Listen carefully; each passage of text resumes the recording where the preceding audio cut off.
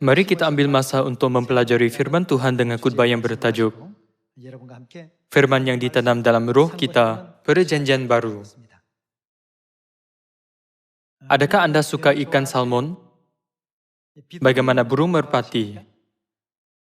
Antara pelbagai jenis makhluk hidup yang diciptakan Tuhan, saya mengatakan ikan salmon dan burung merpati kerana kedua-dua spesies ini bernaluri kuat untuk kembali ke tanah air.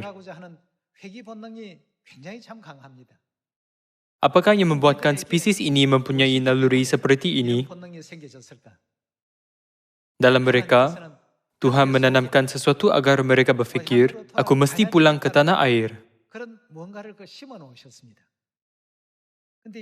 Ikan salmon pergi dari sungai ke laut dan hidup di sana.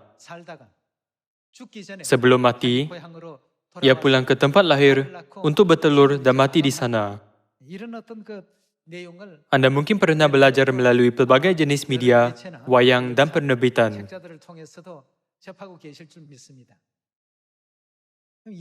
Bagaimanakah salmon dapat berenang beribu-ribu kilometer di laut untuk pulang ke tanah air? Ikan salmon tidak ada GPS. Kini, GPS kereta memberitahu kita dalam 100 meter belok kanan. Ada benjolan di depan. GPS memberitahu semua ini. Jadi orang bergantung sepenuhnya untuk memandu. Ikan salmon atau burung merpati tidak ada alat seperti itu. Walaupun tiada alat itu, mereka masih dapat pulang ke tanah air. Betul-betul menghairankan. Burung merpati dikatakan mempunyai suatu bahan yang dipanggil magnetite.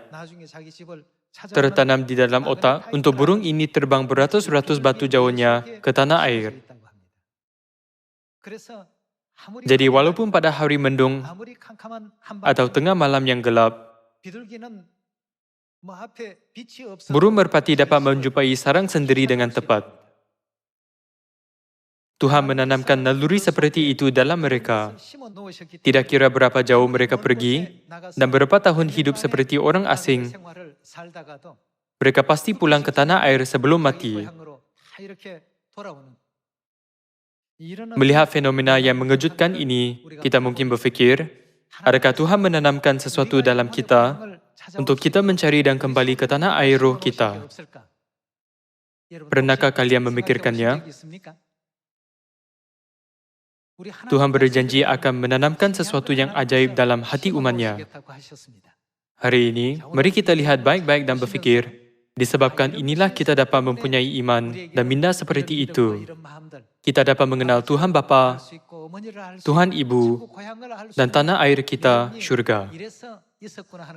Mari kita cari jawapan itu melalui Alkitab. Takdir Tuhan yang menakjubkan, yang ditanam dalam burung merpati dan ikan salmon, untuk mereka pulang ke tanah air, juga terdapat dalam roh kita. Apakah itu? Melalui buku Yeremia bab 31, mari kita merenungi topik firman yang ditanam dalam roh kita, Perjanjian Baru. Mari kita lihat buku Yeremia bab 31 ayat 31. Buku Yeremia bab 31 ayat 31 tertulis, sesungguhnya akan datang waktunya, demikianlah firman Tuhan, aku akan mengadakan perjanjian baru dengan kaum Israel dan kaum Yehuda. Bukan seperti perjanjian yang telah kuadakan dengan nenek moyang mereka pada waktu aku memegang tangan mereka untuk membawa mereka keluar dari tanah Mesir. Perjanjianku itu telah mereka ingkari. Tetapi beginilah perjanjian yang kuadakan dengan kaum Israel sesudah waktu itu. Aku akan menaruh Tauratku dalam mana? Batin mereka. Menaruh dalam batin mereka. Tuhan telah menanamkan magnetite di dalam otak merpati. Jadi burung merpati dapat terbang jauh untuk pulang ke tanah air, walaupun pada hari mendung atau tengah malam yang gelap tanpa GPS. Kalau begitu, Tuhan telah menanamkan sesuatu dalam kita agar kita dapat kembali ke tanah air syurga serta ke pangkuan Bapa dan Ibu. Apakah yang ditanamkannya? Apakah maksud aku menaruh hukumku dalam batin mereka? Maksudnya, menanamkan. Betul?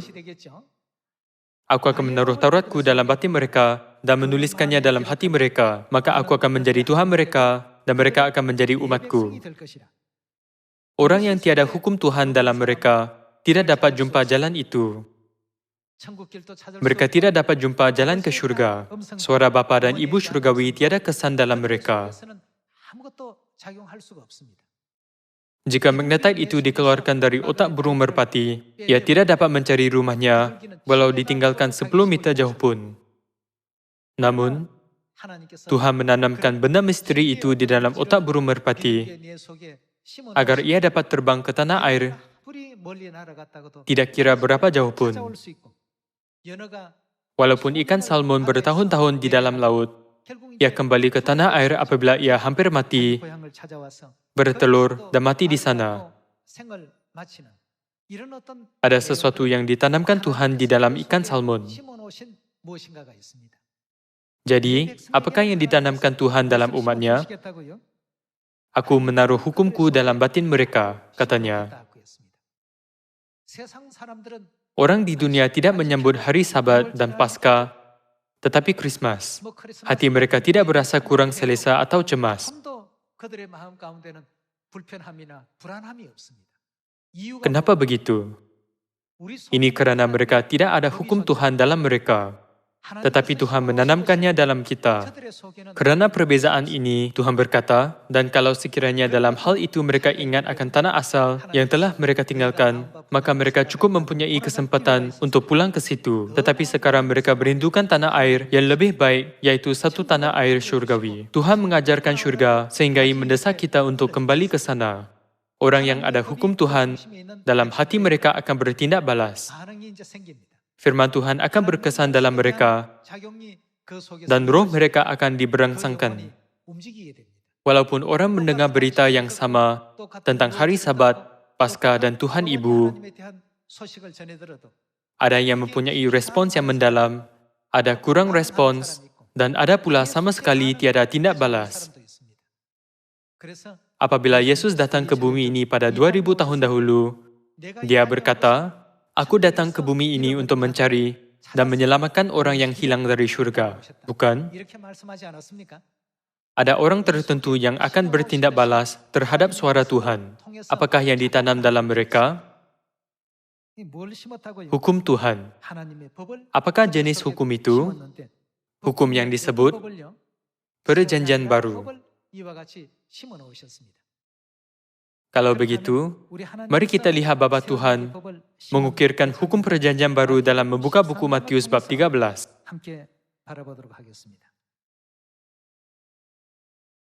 Mari kita lihat buku Matius bab 13 ayat 24. Yesus membenarkan suatu perumpamaan. Hal kerajaan surga itu seumpama orang yang menaburkan benih yang baik di ladangnya. Tetapi pada waktu semua orang tidur, datanglah musuhnya menaburkan benih lalang di antara gandum itu, lalu pergi. Ketika gandum itu tumbuh dan mulai berbulir, nampak jugalah lalang itu. Maka datanglah hamba-hamba tuan ladang itu kepadanya dan berkata, Tuan, bukankah benih baik yang Tuan taburkan di ladang Tuan? Dari manakah lalang itu? Jawab tuan itu, siapa? Seorang musuh yang melakukannya. Musuh membuat apa dengan lalang? Dia menaburkan lalang. Ada hati orang ditaburkan lalang, dan ada hati orang ditaburkan hukum Tuhan. Lalang ditaburkan musuh, yaitu iblis. Sebaliknya, Tuhan menanamkan hukum kudus kebenaran perjanjian baru dalam hati umatnya. Marilah pergi ke syurga. Ada orang menjawab, aku lebih percaya kekuatan sendiri. Bagaimanakah jika kamu berakhir di neraka? Semua orang akan pergi ke neraka. Jadi apa masalahnya? Senang berkata seperti itu. Ini karena dalam mereka ada sesuatu yang tidak ditanamkan Tuhan. Siapa menaburkan lalang? Kita pergi ke ayat 37. ayat 37 tertulis, ia menjawab, katanya, orang yang menaburkan benih baik ialah anak manusia. Maksudnya, siapa yang menanam benih baik? Yesus. Dalam arti kata lain, apakah hukum yang ditanamkan Yesus dalam kita apabila dia datang ke bumi ini? Hukum kebenaran perjanjian baru. Ladang ialah dunia, benih yang baik itu anak-anak kerajaan, dan lalang anak-anak si jahat. Musuh yang menaburkan benih lalang ialah iblis. Karena iblis menabur lalang di seluruh dunia, mereka tiada respons meskipun kita beratus-ratus atau beribu-ribu kali memberitakan kebenaran. Apakah kaitan itu denganku? Mereka lebih bersikap seperti itu. Kalian, kita hanya perlu ikut kehendak Tuhan yang datang untuk mencari dan menyelamatkan yang hilang, mencari anak-anaknya yang hilang. Kita perlu menginjil kepada semua orang, tetapi anak-anak Tuhan ada ciri-ciri khusus. Apakah yang ditanamkan Tuhan dalam hati mereka? Hukum perjanjian baru. Jadi mereka cepat faham apabila kita mengatakan Tuhan Bapa dan Tuhan Ibu. Seperti dalam sejarah, Paskah dimansuhkan pada tahun 325 Masihi. Namun, kita harus menjalani kehidupan iman berdasarkan kebenaran yang diajarkan Yesus. Lalu, mereka cepat faham dan berkata, Amin, Amin. Kenapa? Karena firman yang ditanamkan dalam mereka membangkitkan respons ini. Namun, orang yang hati didaburkan lalang tidak bertindak balas, tidak kira berapa banyak kita menginjil. Ini kerana hukum Tuhan tidak berkesan dalam mereka. Sama seperti Tuhan menanamkan suatu bahan di dalam otak burung merpati agar ia senang kembali ke tanah air dan perbezaan apabila dia mengeluarkannya. Jadi Tuhan berkata, aku akan menaruh hukumku yang disebut perjanjian baru dalam hati mereka. Itu bukanlah hukum sesiapa atau mana-mana organisasi di dunia, tetapi hukum Tuhan. Tuhan memanggil perjanjian baru, hukumku, dan menanamkannya dalam hati kita. Jadi, hukum perjanjian baru ini ialah suara siapa? Suara Tuhan. Akhirnya, anak-anak Tuhan bertindak balas apabila mereka mendengar suara itu. Hari Sabat pastilah hari Sabtu. Tuhan berkata akan memberi kita kehidupan kekal jika kita sambut Paskah. Jadi kita harus sambut. Mereka akan bertindak balas dengan lebih jelas. Kenapa sebelum ini aku tidak tahu? Kenapa sebelum ini pastor di dunia tidak ajar seperti ini? Tuhan berkata, ahli-ahli keluarga syurgawi kita akan cepat bertindak balas seperti itu. Jadi kita tidak seharusnya memilih orang semasa menginjil, tetapi menginjil kepada semua orang, baik atau tidak baik waktunya. Kita tidak tahu apa yang ditanam dalam hati orang. Jadi, kita harus sampaikan dan beritakan suara Tuhan kepada setiap orang, bukan? Mari kita pergi ke bab 13 ayat 16.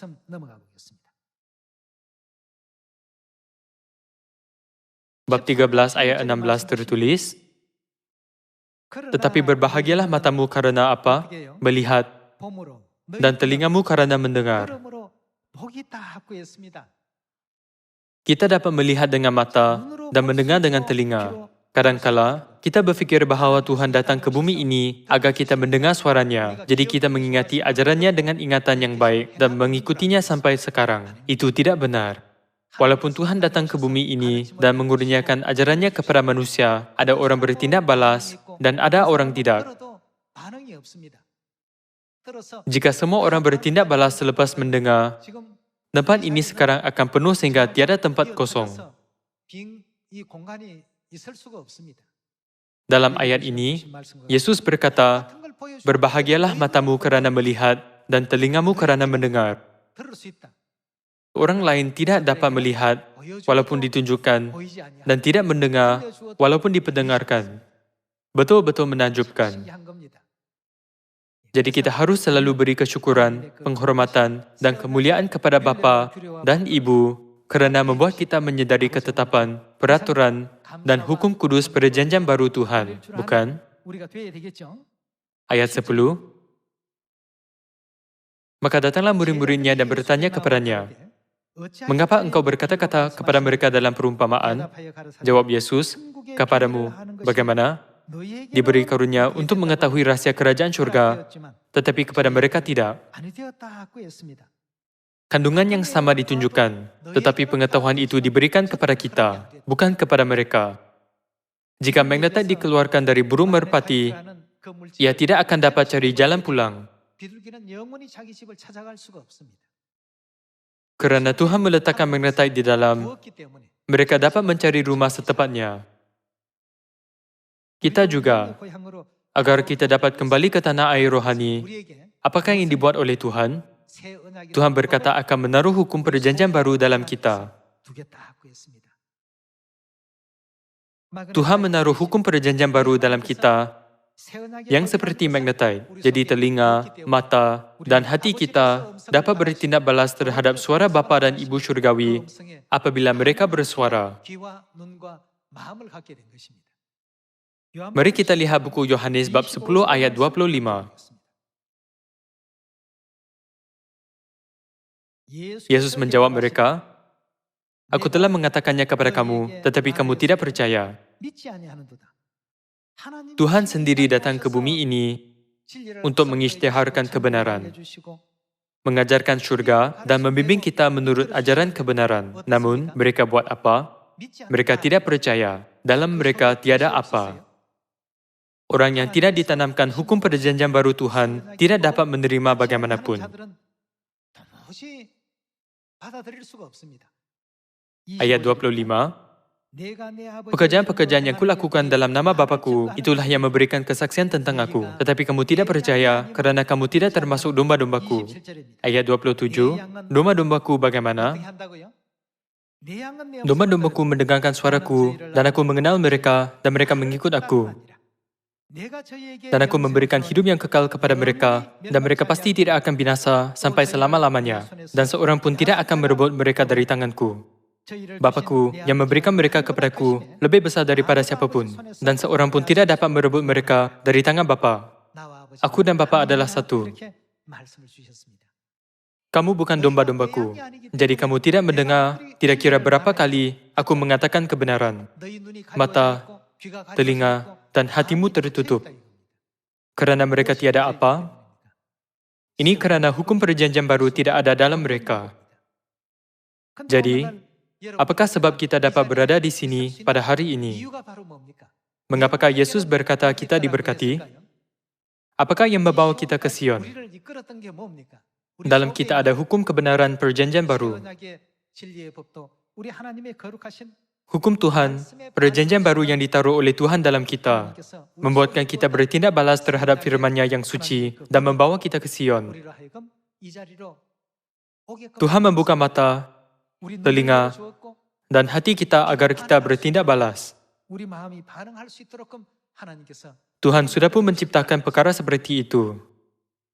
Jadi tidak kira bagaimana syaitan cuba menghalang, kita tidak boleh dipengaruhi. Kita harus sentiasa menghargai kebenaran perjanjian baru yang diberikan Tuhan. Kita sudah datang ke Sion, mengikut suara roh dan pengantin perempuan yang berseru, "Marilah."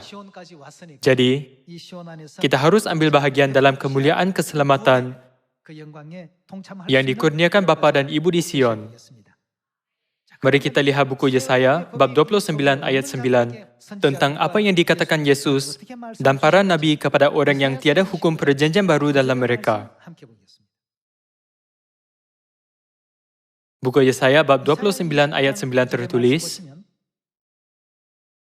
"Tercengang-cenganglah, penuh keheranan, biarlah matamu tertutup, buta semata-mata. Jadilah mabuk, tetapi bukan karena anggur, jadilah pusing, tetapi bukan karena arak. Sebab Tuhan telah membuat kamu tidur nyenyak, matamu, yakni para nabi, telah dipejamkannya, dan mukamu, yaitu para pelihat, telah ditudunginya. Maka bagimu penglihatan dari semuanya itu," maksudnya Alkitab, betul? Semua Alkitab adalah seperti isi sebuah kitab yang termeterai. Apabila itu diberikan kepada orang yang tahu membaca dengan mengatakan, "Baiklah baca ini," maka ia akan menjawab, "Dapatkah atau tidak?" Aku tidak dapat. sebab kita itu temeterai. Mereka terpaksa berkata, "Aku tidak tahu apa maksud ini." Ini karena Tuhan tidak meletakkan kebolehan untuk mereka memahaminya. Teruskan ayat 12. Dan apabila kitab itu diberikan kepada seorang yang tidak dapat membaca, dengan mengatakan, "Baiklah baca ini," maka ia akan menjawab, "Aku tidak dapat membaca." Mustahil bagi orang yang dapat membaca dan orang yang tidak dapat membaca untuk mentafsirkan kitab ini. Kalau begitu, apakah jenis orang yang dapat membaca dan orang yang tidak dapat membaca? Teruskan ayat 13. Dan Tuhan telah berfirman, oleh karena bangsa ini datang mendekat dengan mulutnya dan memuliakan aku dengan bibirnya, padahal hatinya menjauh daripadaku, dan ibadahnya kepadaku hanyalah apa? Perintah manusia yang dihafalkan. Perintah manusia, maksudnya lalang yang ditabur oleh syaitan, ada banyak dalam mereka. Ada perbezaan besar antara orang yang ada hukum Tuhan yang ditabur dalam hati dengan orang yang ada lalang yang ditabur oleh syaitan. Jadi, tiada tindak balas tidak kira berapa banyak kita memberitakan firman Tuhan kepada mereka. Menurut ungkapan dunia, tiada keserasian. Walaupun isyarat sudah dihantar, mereka tidak dapat terima. Dengan mematuhi peraturan manusia, dapatkah mereka terima perintah Tuhan? Tidak dapat. Jadi, jika kita memberikan kitab ini dan berkata kepada orang yang dapat membaca, "Bacalah," mereka akan menjawab, "Saya tidak dapat," ya sudah dimeteraikan. Atau kepada orang yang tidak dapat membaca, mereka akan menjawab, "Saya tidak tahu baca." Kedua-dua berkata tidak dapat. Karena hukum Tuhan tidak berada dalam mereka, firman kudus Tuhan menjadi sebuah buku yang tidak dapat difahami. Dalam Alkitab, ini disebut sebagai keajaiban. Mereka memegahkan ilmu mereka sebagai orang yang berpengetahuan khusus di dunia. Jadi mereka sepatutnya mengetahui kehendak Tuhan dengan baik. Namun, sebenarnya mereka tidak tahu apa-apa pun tentang kehendak Tuhan. Betul-betul pelik dan menakjubkan. Teruskan dengan ayat 13. Dan Tuhan telah berfirman, oleh karena bangsa ini datang mendekat dengan mulutnya dan memuliakan aku dengan bibirnya, padahal hatinya menjauh daripadaku, dan ibadahnya kepadaku hanyalah perintah manusia yang dihafalkan. Maka sebab itu, sesungguhnya, aku akan melakukan pula hal-hal yang ajaib kepada bangsa ini, keajaiban yang menakjubkan, hal yang betul-betul pelik, ganjil dan luar biasa, hikmat orang-orangnya yang berhikmat akan bagaimana? Hilang. Dan kearifan orang-orangnya yang arif akan bersembunyi.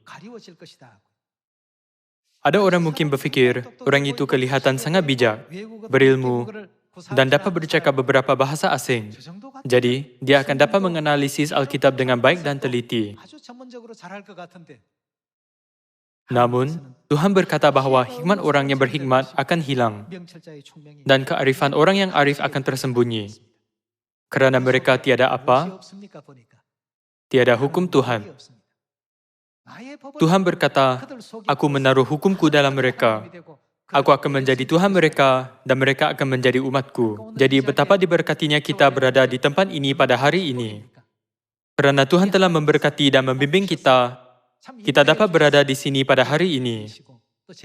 Secara luaran, ada orang berfikir, diakonis itu bawa aku ke sini. Nampaknya Anda dibimbing oleh seseorang.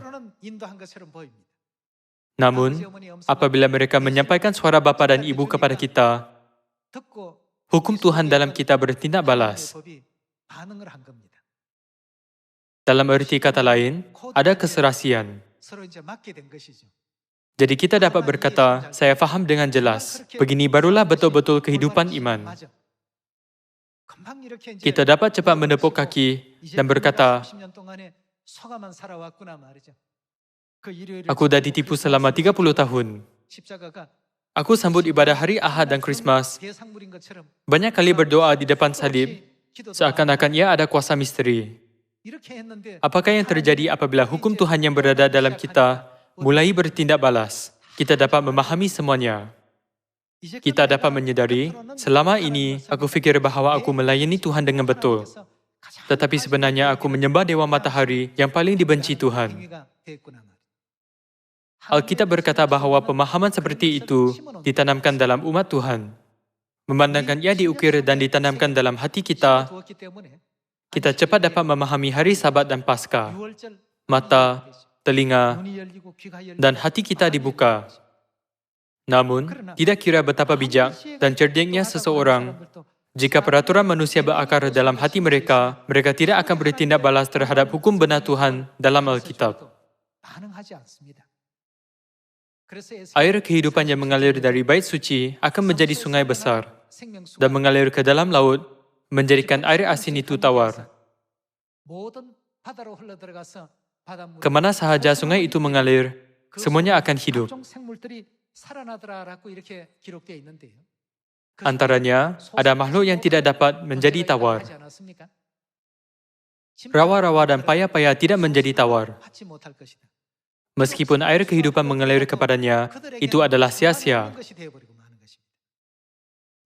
Semua ajaran dalam 66 buah buku Alkitab betul-betul lebih berharga daripada kehidupan.